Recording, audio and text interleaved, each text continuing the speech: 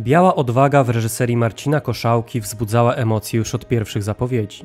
Nic z tym dziwnego. Historia tzw. Goralenfolku, czyli kolaboracji części górali z niemieckim agresorem, od zawsze budzi niemałe kontrowersje. Wydawać by się mogło, że po 80 latach od zakończenia światowego konfliktu nastąpił dogodny moment do omówienia tej trudnej historii na białym ekranie, a przy aktualnej technologii i dobrej obsadzie aktorskiej uczynić zeń prawdziwie dobre kino. Czy to się udało?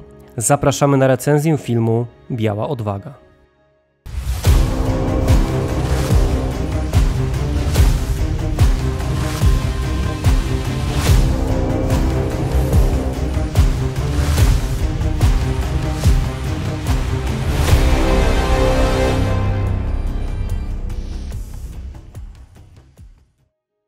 Mecenasem dzisiejszego odcinka jest pan Piotr Borkiewicz.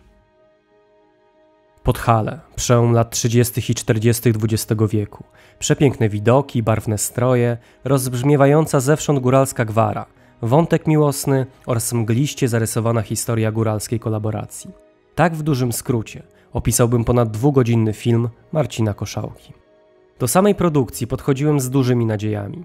Zwiastuny robiły wrażenie i choć można było zauważyć w nich pewne nieścisłości, zdecydowanie zachęcały do zainteresowania się nadciągającą premierą. W ogólnym ujęciu film można uznać za produkcję udaną, a już na pewno przepięknie zrealizowaną. Odnoszę jednak wrażenie, że uwiecznienie owego piękna wygrało z dokładnym i wiernym przedstawieniem najważniejszego aspektu historii, czyli góralskiej zdrady. Pierwsze sekwencje filmu nie zrodziły jednak żadnych wątpliwości, wręcz przeciwnie. Na ekranie pojawiły się archiwalne zdjęcia stanowiące materiał pomocniczy do badań, jakie niemieccy naukowcy prowadzili wśród mieszkańców Podhala. Bardzo szybko zostajemy jednak uwikłani w wątek miłosny, który okazuje się tematem wiodącym tego filmu. W telegraficznym skrócie główni bohaterowie, bracia Andrzej i Maciej Zawrat, w tych rolach Filip Ławiak i Julian Świeżewski, kochają się w Bronce, świetnie zagranej przez Sandrę Drzymalską. Bronka darzy uczuciem tego pierwszego, młodszego, lecz tradycja i wola ojców nakazuje jej poślubić starszego z Zawratów, Macieja. Wątek jest eksploatowany przez kolejne kilkadziesiąt minut, podczas których zacząłem się zastanawiać nad tym, jak w tak krótkim czasie, który pozostał do końca filmu, reżyser ma zamiar sensownie potraktować temat Goralenfolku. Jeszcze bardziej odciągany przez skądinąd piękne górskie widoki, które odebrały kolejne minuty najważniejszemu zagadnieniu. Gdy już się ono pojawiło, to niestety w bardzo skrótowy i chaotyczny sposób. Z jednej strony rozumiem, że materiał źródłowy dla historii Goralenfolku trudno nazwać prostym, lekkim i przyjemnym, ale z drugiej znajduje się w nim przecież tak wiele filarów ułatwiających jego przedstawienie, że aż prosi się o ich wykorzystanie. W filmie Koszałki zdecydowanie mi tego zabrakło. Wprost czekałem na to, aż któryś z bohaterów okaże się chociaż Wacławem Krzeptowskim. Historyczna postać została jednak rozbita na dwóch bohaterów, co z jednej strony stanowi ciekawy zabieg, ale z drugiej powoduje, że nie do końca wiemy, kto jest faktycznym przywódcą Goralenfolku. Duże nadzieje wiązałem więc z postacią graną przez Jakuba Gierszała. Wcielił się on w rolę niejakiego Wolframa von Kamica, niemieckiego taternika alpinistę, a przy okazji etnografa, który odpowiadał za lansowanie idei Goralenfolku wśród Niemców. Mając w pamięci zwiastuny filmu, byłem szczerze przekonany, że Jakub Gierszał odegra rolę Henryka Szatkowskiego. I naprawdę nie rozumiem, dlaczego reżyser postanowił całkowicie odrzucić tę niejednoznaczną postać, która tak dobrze pokazuje złożoność problemu Goralenfolku. Z jednej strony absolwent Uniwersytetu Jagiellońskiego, Piłsudczyk, a z drugiej niemiecki agent, którego powojenne losy do dzisiaj pozostają nieznane. O tej szalenie interesującej postaci niczego się jednak nie dowiemy. W zamian dostajemy nieznanego nikomu Wolframa von Kamica. Sytuację przez chwilę poprawia jego antropologiczna rola. Wolfram wprowadza widzów oraz Andrzeja Zawrata w temat eugeniki, pochodzenia ras, w tym przede wszystkim górali, których określa mianem najstarszego ogniwa germańskiej wędrówki ludów. Swoją wypowiedź stara się umotywować zabytkami archeologicznymi, w tym przypadku broszką, którą niegdyś nosili Germanie i która przypomina lokalne ozdoby Podhalan. Szczerze ubolewam, że nie rozwinięto tego wątku nieco bardziej. Można byłoby przecież wskazać, że górale mieli własną swastykę, którą odnaleźć dzisiaj można chociażby na kalatówkach albo pomniku Karłowicza. W tych przypadkach zarówno oryginalna sceneria, jak i sam motyw dużo bardziej zadziałałyby na wyobraźnię widza, aniżeli ledwo widoczna broszka. a ledwo widoczna, bo starszyzna góralska zostaje z nią zaznajomiona w jakiejś jaskini przy ognisku. Być może jest to element góralskiej kultury, ale materiał ikonograficzny jasno pokazuje, że przywódcy Góralen folku wybierali raczej eleganckie i obszerne sale do agitowania Podhalan, aniżeli ponure pieczary. Jako historyk wiele oczekiwałem od tego antropologicznego wątku. Mógłby on bowiem pokazać skalę zaangażowania niemieckich naukowców w tego typu badania. No właśnie, naukowców, a nie jednego pasjonata pod postacią Wolframa von Kamica. W filmie niestety nie dostrzeżemy, jak szeroko zakrojone były to badania. Nie dowiemy się również, że odbywały się one pod auspicjami placówki naukowej z prawdziwego zdarzenia, czyli powstałego w 1940 roku w Krakowie Instytut für Deutsche Ostarbeit. Wydaje mi się, że zabrakło tutaj szerszych konsultacji z gronem historyków. Za całą kwestię historyczną odpowiada jedynie pani Renata Koszyk. Osobiście uważam, że gdyby podjęto kontakt np. z pracownikami Muzeum Tatrzańskiego, takie wątki zostałyby potraktowane z większą uwagą. Sporo zastrzeżeń mam również do tego, jak w filmie przedstawiono żołnierzy polskiego podziemia niepodległościowego. Niejednokrotnie byli to ludzie urodzeni na Podhalu i tam prowadzący bezpardonową i nierówną walkę z Niemcami. W filmie przedstawiono ich jednak jako grupę o wątpliwej moralności. O góralskiej konspiracji nie dowiemy się zresztą z filmu za wiele. Dla Konfederacji Tatrzańskiej, będącej bezpośrednią odpowiedzią Podhalan na Goralenfolk, nie zapewniono nawet kilku sekund, a wątek kurierów tatrzańskich został zredukowany do absolutnego minimum. Jednym z największych i wzbudzających największe emocje błędów w filmie jest oczywiście mundur Andrzeja. Młodszy brat, jako przywódca Goralenfolku, jest ubrany w strój, na którego patkach umieszczono ciupagi, a na czapce wojskowej niezrealizowany herb Zakopanego, giewont z Hakenkreuzem. O ile to drugie ma jakieś pokrycie w historycznej rzeczywistości, o tyle mundur od razu wzbudził zrozumiałe oburzenie. Coś takiego nigdy nie istniało i stanowi zwykłą fantasmagorię. Przedstawienie owego góralskiego legionu również wzbudza negatywne emocje. Zaczęło się dobrze. Realistycznie ukazano, jak pijanych i nieświadomych góralskich ochotników wysłano do obozu szkoleniowego w Trawnikach. Nie zwrócono jednak uwagi na koronny element tej historii. Gdy przetrzeźwieli, pokłócili się z gorliwymi sojusznikami Niemców, Ukraińcami, a po bijatyce zdezerterowali. W samym obozie pozostało zaledwie kilku górali.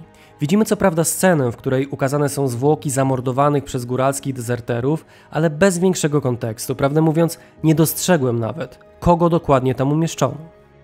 Ponadto ubrany w ów nieszczęsny mundur Andrzej kilka minut później prowadzi grupę kilkudziesięciu żołnierzy góralskich. W obliczu góralskiej dezercji jest to spore przekłamanie, szczególnie gdy weźmiemy pod uwagę to, że historia góralskiego legionu Waffen-SS stanowi przecież jeden z najmocniejszych dowodów na to, jak bardzo skazanym na porażkę był ruch Goralenfolku.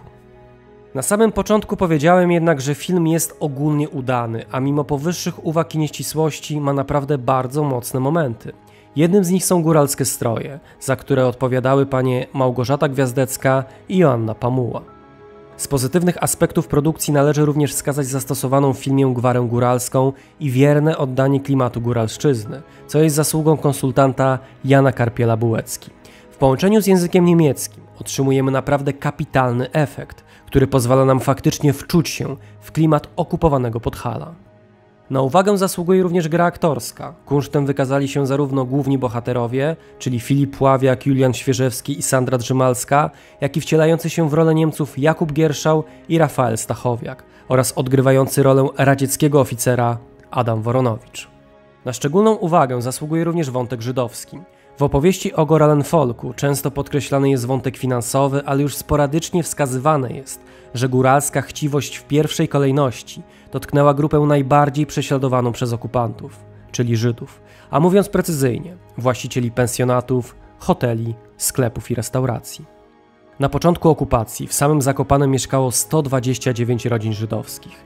Niemiecki projekt zagłady objął je wszystkie, o czym świadczy fakt, że życie żydowskie nie odrodziło się na Podhalu. Ktoś te wszystkie sklepy, pensjonaty i warsztaty przejął i ma je do dzisiaj. Reżyser, choć nie musiał, uwzględnił ten niezwykle istotny aspekt kolaborującej części górali. Goralenfolk był marginesem, czego nie można jednak powiedzieć o przejęciu żydowskich majątków. Podsumowanie filmu Marcina Koszałki nie należy do rzeczy najprostszych. Jako historyk, żywo zainteresowany okupowanym Podhalem, mam do niego sporo zastrzeżeń na gruncie fabularnym. Z drugiej strony zdaję sobie sprawę, że Biała Odwaga może się podobać. Film jest pięknie zrealizowany, klimatyczny, ze świetną obsadą i równie doskonałym montażem. Jednym z najmocniejszych punktów filmu jest również fakt, jaki wywołuje ta premiera. Skłania bowiem do dyskusji na temat, bez którego nie zrozumiemy okresu II wojny światowej, a chodzi oczywiście o kwestię postaw wobec niemieckiego okupanta oraz jego polityki.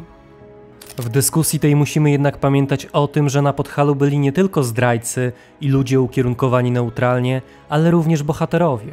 Pamiętajmy, że Goralenfolkowi wojnę wypowiedzieli sami górale, a przywódca Konfederacji Tatrzańskiej, Augustyn Suski, dobitnie podkreślał, że honor nakazuje, by Goralenfolk został zdławiony przez samych Podhalan. W filmie Koszałki tam, gdzie można byłoby wyeksponować pewne kwestie, jak na przykład wątek antropologiczny, nie robi się tego. Przynajmniej ja tak tego nie odczułem. Za to tam, gdzie można byłoby pokazać absurd samego Goralenfolku, chociażby w scenie dotyczącej Legionu Waffen-SS, dostajemy niezbyt sensowny wątek. Mam pewne obawy, że jeśli film obejrzy widz, który nigdy wcześniej nie miał styczności z tematem góralskiej kolaboracji, niewiele z filmu zrozumie. Z drugiej strony, film może skłonić go do poszukiwania wiedzy na własną rękę, co oczywiście byłoby efektem jak najbardziej pozytywnym. Niezależnie od tego, film przez samego reżysera był zapowiadany jako wielkie odsłonięcie tajemnicy Goralenfolku, w czym nie ma niestety zbyt wiele prawdy. Materiał źródłowy jest już dzisiaj naprawdę obszerny, a tajemnice Goralenfolku dobrze znane. Wystarczyło tylko o tym wszystkim umiejętnie opowiedzieć. Być może wydarzy się to w przyszłości. Podejrzewam bowiem, że Biała Odwaga nie będzie ostatnim filmowym słowem na temat góralskiej zdrady. Póki co bardzo dziękuję Państwu za uwagę i do zobaczenia w kolejnym odcinku. W dzisiejszym odcinku pragniemy serdecznie pozdrowić panie Annę Unruk-Cichoń, Ewę Wąsik, Justynę Stopińską, Urszulę Babiuch i Ewę Ogrodnik oraz panów Mateusza Szenderę, Krystiana Dziarka, Tomasza Sadurskiego, Radosława Kuśmierza, Damiana Dziedzica, Piotra Sadorskiego, Piotra Borkiewicza, Dariusza Stelmaczonka, Kamila Kubowa, Pawła Łabno, Huberta Kędziorka, Adriana Flora, użytkownika Dźwiedziu, Huberta Walasa i kanał Good Times, Bad Times oraz Rudolfa Miczkę. Ty również możesz mieć wpływ na tworzone przez nas materiały. Dołącz do nas już dziś na platformie Patronite.